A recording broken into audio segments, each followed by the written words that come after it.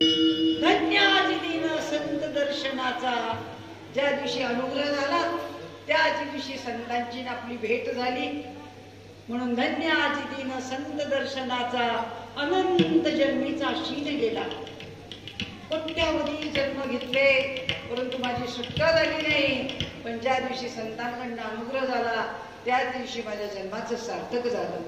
अनंत जन्मीचा शीन गेला. मज वाटे त्यासी आलिंगन द्यावे. कोणाला? संतांना. संतांना म्हणजे कोणाला? त्या ज्ञानाला. इथं आम्ही एकमेकांना मिठ्या घालतोय. आले धावलीकडून अवस्था झाली की मारले गळ्यात मिठी की लागली बोंबलायला. अरे त्या नाही घालायच्या, त्या ज्ञानाला मिठी घालायची. ते ज्ञान आणि मी वस्तूच एक झाली पाहिजे. पूर्ण ते आवरण निफालच निघून गेलं पाहिजे. मज वाटे त्यासी आलिंगन द्यावे. त्या ज्ञानाला मला सोडूच वाटत नाही. अहो रात्र त्या ज्ञानाचा छंद लागलाय मला.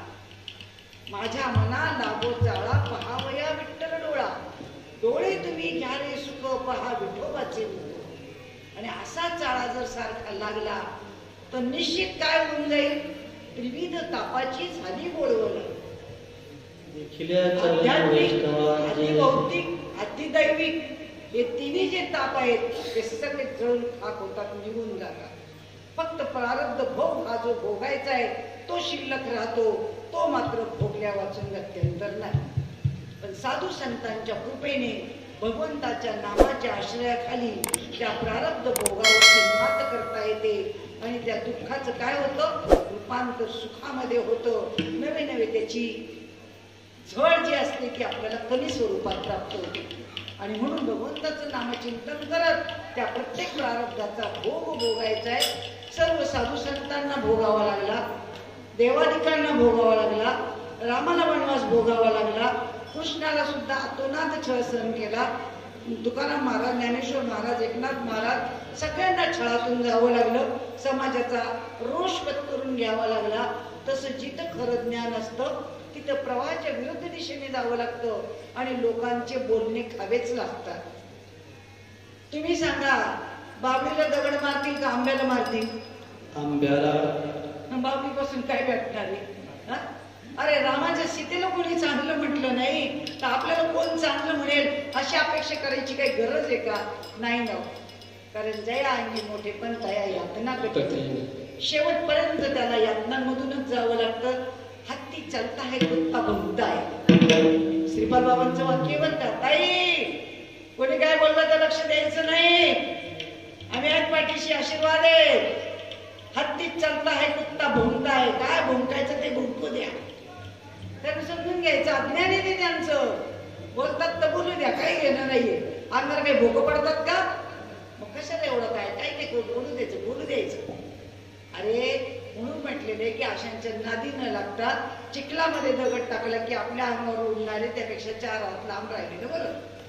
विचार करण्यासारखी गोष्ट. कोणाला त्रास झाला नाही. अरे द्रौपदी निश्चित भक्त होती तरी सुद्धा दुःशासनाने फरफटत आणली, राजसभेमध्ये आणली. 5 पती समोर बसलेले आहेत. गुरु कृपाचार्य, भीष्माचार्य, द्रोणाचार्य सगळे राजसभेत बसलेले आहेत. सगळ्यांना विनंती केली की असं करू नका. तरी नाही. पतींपुढे पदर पसरला. मला याच्यातून सोडवा, तुम्ही कसं काय डोळ्यांनी पाहताय? सगळ्यांनी खाली माना घातल्या. काही करू शकले नाही. शेवटी गुरु कृपाचार्य, भीष्माचार्य, द्रोणाचार्य यांच्या पुढे पदर पसरला आणि सांगितलं, महाराज याच्यातनं सुटका करा, हे चांगलं नाहीये. त्यांनी पण माना खाली घातल्या. परंतु एकच शिल्लक राहिला, कृष्ण देवाचा धावा. कृष्णा धाव रे लवकरी, संकट पडले भारी, आता धाव रे. धावा चालूच होता. फक्त एक चूक झाली. तीच चूक आपल्या सगळ्यांकडनं होते. माझी लज्जा रक्षण करणारी मीच आहे बरं का. माझी लज्जा रक्षण करणारी मीच आहे. आणि म्हणून तिने पदरात टोक दातामध्ये धरलं आणि फेऱ्या मारत होती. देवाचं नामस्मरण करत होती. देवाने पाहिलं तिकडनं सगळं. ऐकायलाही येत होतं. द्रौपदीला वाटलं मी एवढ्या हाका मारते याला ऐकायला कसं जात नाही. कोणाला? कृष्णाला. तो काय भैरव होता का? नाही ना हो, सगळं ऐकायला जात होतं. परंतु जोपर्यंत दातात पदराचं टोक आहे ना तोपर्यंत तो धावत येत नाही.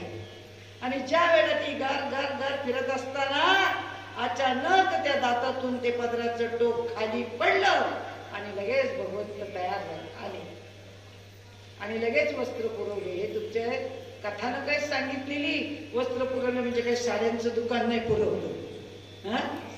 आजही धर्माची निंदा आहे, आजही वस्त्रहरण होतंय आणि आम्ही उघड्या डोळ्याने पाहतोय. उघड्या बाजारी कथा ते नावले पंढरीनाथा. भागवत काय, रामायण काय, कथा चालले जाओ. एवढा जरी मंडप भरला नाही, अख्खा गाव जरी तुमची कथा ऐकायला आलं तरी एकही माणूस अनुग्रह घेणार नाही. चॅलेंज देऊन सांगते, किती कथा ऐकूया कथा ऐकून आजपर्यंत कोणाचं भलं झालेलं नाही. टाइमपास जे इथं 1-2 तासात सांगायचंय ना ते 7 दिवस सांगत बसायचं रेंगाळत रेंगाळत. अरे एक भाकरी खाईन पोट भरून तृप्तीचं ढेकर दे. 7 दिवस सगळं चाललंय एक भाकरी खायचं काम. त्याच्यासाठी मांडव घाला रे, खर्च करा रे, वाजवणारे बोलवा रे. आपलाही टाइमपास आणि त्यांचाही टाइमपास. हे सांगणाऱ्यांनी भागवत सांगितलंय, सांगणाऱ्यांनी रामायण सांगितलंय. काय काय केलंय त्यांनी. रामा जन्माला यायच्या अगोदर लिहून ठेवलं का राम जन्माला आल्यावर लिहिलं. राम जन्माला आधी यायच्या आधीच रामायण लिहिलंय. तुम्ही काय सांगू राहिले? तुम्ही 2 लाख रुपये घेऊन सांगितलं तरी सार्थक नाही होणार कोणाचं, कोणाचंच होणार नाही. मग विचार करा, याच्यामध्ये जो टाइमपास चाललाय ना. श्रीपाद बाबांनी कधी रामायण सांगितले नाही, भागवत सांगितले नाही, कथा पुराण सांगितले नाही. हे कीर्तन सुद्धा आमच्याकडे झाले नाही. तर कधी मांडव घातला नाही, कधी स्पीकर आणला नाही, कधी फोकस लावला नाही. आणि तुमच्याही भागात सगळीकडे फिरून पाहिलं, काहीच नाही. फक्त बसल्या जागी बाबांनी ज्ञान सांगावं, सगळ्या लोकांनी ऐकावं आणि त्याच्यातून लोक हुशार गेले. कधीच कशाचा उहापोह केला नाही, अट्टहास केला नाही. पण आज आमचा जो अट्टहास चाललाय, ठीक आहे, दुनिया नाचते तसं नाचायला पाहिजे, करायला पाहिजे. ते करतात म्हणून आपणही तेवढं केलं पाहिजे. त्याशिवाय लोकांची लोकेशन असते, त्यांना इथपर्यंत येण्यासाठी त्यांची मनाची तयारी होत नाही. हे सगळं बरोबर आहे, परंतु किती करावं याला लिमिट्स आहेत. आपल्याला बाबांनी जे शिकवलं त्या तत्वाप्रमाणेच आपण राहिलं पाहिजे. सगळं केलं परंतु देव आला आणि त्याने वस्त्र पुरवले. तुम्ही सांगा, एक पोटात रक्त वाहत होतं आणि त्याला फक्त शालूचा पदर तोडला, तिने काढला आणि ती चिंदी बांधली. चिंदी बांधली ते द्रौपदी हरीच्या बोटाला. आणि त्या ऋणातनं मुक्त होण्यासाठी तिच्या वस्त्रहरणाच्या वेळेला भगवंताला यावं लागलं. मग तुम्ही निदान 2-5 वेळा जर नाम घेतलं असेल तर तुमच्या संकटाला तो येणार नाही. हाय का आमचा एवढा विश्वास? नाही ना विश्वास. आणि विश्वास ज्याचा असेल ना त्याचा तो झालाच समजायचा. तो दुसरा कोणासाठीच नाहीये. भक्त संकटात देव मदत करतो आणि देव संकटात भक्त मदत करतो. आणि म्हणून त्यांनी जसा विश्वास ठेवला आणि त्याच्यानंतर द्रौपदीचं वस्त्रहरण झालं. पुढे कालांतराने भीष्म आले समोरून आणि नीतीच्या गप्पा मारू लागले. नीतीच्या गप्पा मारणारे खूप आहेत बरं का, खूप आहे. बाबांच्या वर चढ आले, गप्पा मारायला लागले. द्रौपदी हसली. ते म्हणे, कागबाई तू का हसली? अहो म्हणे, महाराज तुम्ही आता नीतीच्या गप्पा मारू राहिले म्हणे. ज्या वेळेला माझं वस्त्रहरण चालू होतं त्यावेळेला मी माझ्या पतीच्या पुढे सुद्धा हात पसरला तरी ते माझ्या मदतीला आले नाही. आणि तुम्हाला सुद्धा मी विनंती केली तरी तुम्ही सुद्धा माझ्या मदतीला आले नाही. ते का बरं? आता तुम्ही नीतीच्या गप्पा सांगता. भीष्माने खाली मान घातली आणि भीष्माने सांगितलं, द्रौपदी तू म्हणतेस ते एकदम बरोबर आहे. त्यावेळेला आम्ही तुझ्या उपयोगी आलो नाही, कारण आम्ही कौरवांच्या तुकड्यावर होतो. बाबा म्हणायचे, तुक्कड बाबू. काय बाबांची भाषा होती. बाबा म्हणायचे, असे जे हरामखोर आहेत ना त्यांना बंदुकीच्या गोळींनी शूट सुद्धा केलं तरी पाप लागणार नाही. अरे धर्माचं पालन करायचंय का खंडन करायचंय? धर्माला मदत करायची का धर्म भ्रष्ट करायचंय?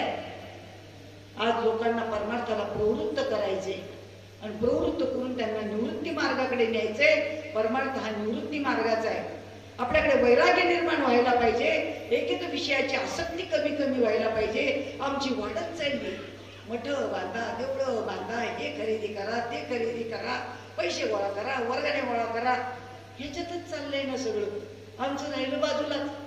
तर हे न करता आपल्या जीवनाचं सार्थक कशामध्ये आहे ते करण्यासाठी आपण आलेलो आहोत. म्हणून त्रिविध तापाची केली बोलवणं वैष्णवांचे. बाबांनी तुम्हा आम्हाला सर्वांना वैष्णव बनवलंय, माळकरी बनवलं नाही, हबब बनवलेलं नाहीये. वारकऱ्याच्या पुढची स्टेप आहे वैष्णव. काय लिहिलंय? खेळ मांडलेला वाळवंटी घाई नाचती वैष्णव. आपणच फक्त वैष्णव आहोत, बाकीचे ते सगळे माळा घातलेले वारकरी आहेत. एवढी मोठी पदवी आपल्याला बहाल केली आहे आणि एवढे आपण वैष्णव पदाला जाऊन पोहोचलेले आहोत. आपलं वागणं कसं पाहिजे, आपण नामाचं चिंतन कसं केलं पाहिजे. सततं कीर्तयन्तो मा, अखंड त्या नामस्मरणात राहिलं पाहिजे. आणि म्हणून त्यांनी म्हणले की सतत आम्हाला त्याला आलिंगन द्यावंसं वाटते, त्याच्या सहवासामध्ये राहावंसं वाटते. आणि म्हणून असं सहवासात राहण्यासाठी आणि ते ज्ञान स्वतःला मिळाल्यानंतर ही खरी भावफेरी आहे. हे खरं ज्ञान मार्ग वाटण्याचं सगळ्यांना देणारं ज्ञान आहे. आणि ते वाटत वाटत वाटत बाबा बिलाड्याच्या माध्यमातून विद्यापीठला आले आणि विद्यापीठातून जेवढे लोक आपापल्या गावाला बाबांना घेऊन गेले त्या त्या गावांना या ज्ञानाचा प्रसार झाला. तिथल्या सर्व लोकांना हे अनुग्रहाचं दान मिळालं, सगळ्या लोकांचा उद्धार झाला. आणि तो उद्धार होत असताना एकमेका सहाय्य करू अवघे धरू सुपंत या मार्गाने हे ज्ञान वाढत वाढत गेलं. प्रत्येक गावोगावी मेळावे आणि सप्ते होऊ लागले आणि त्या ज्ञानाचा प्रसार झाला. आणि असं होत होत होत हे ज्ञान जे आमच्या डंगर बापूंकडे आलं आणि त्यांनी सुद्धा बसल्या जागी आपली नोकरी धंदा सांभाळून, आपले प्रपंच सांभाळून सगळ्यांपर्यंत बाबांनी सांगावं, आपलं सगळं कर्म करायचे आणि ते करून इतरांना ते ज्ञान सांगायचे. आणि म्हणून त्यांनी तुमच्यापर्यंत ते ज्ञान पोहोचवलं. तुमच्यापर्यंत तो बोध जसाच्या तसा आणून पोहोचवला आणि तुम्हाला सुद्धा त्या मार्गाला जसंच्या तसं घेऊन पोहोचवलं, अनुभूती जशीच्या तशी आणून दिली. आणि म्हणूनच विषय आपण दिवसभर ऐकलेला आहे की पुण्यतिथी महात्म्यांचीच केली जाते. आणि म्हणून त्यांची आजची जी पुण्यतिथी आहे त्या पुण्यतिथीच्या निमित्तानं तुम्ही जो हा वैष्णव मेळावा साजरा करता आणि त्यांच्या ऋणातून मुक्त होण्याचे दिवस असतात. आपल्याला साधू संतांनी जे दिलेलं ज्ञान असतं ते आपण काही जरी दिलं तरी ते मुक्त होऊ शकत नाही. किती पैसा दिला, कपडे दिले, दागदागिने दिले, घरं बांधून दिले, तरी ते आपण ऋणांना मुक्त होऊ शकत नाही. मग ते काय करायचंय तर ही जी गुरुदक्षिणा आहे की आपल्याला मिळालेलं ज्ञान सर्वांपर्यंत घेऊन पोहोचवायचे, ही सर्वात मोठी गुरुदक्षिणा आहे. तुम्ही 500 रुपये, 1000 रुपये, 2000 रुपये नकोय. ज्योत से ज्योत लगाते चलो, प्रेम की गंगा बहाते चलो, एकाने एक असं वाढवत राहायचंय. आणि ते कार्य आजही जसंच्या तसं तुमच्याकडे चालू आहे.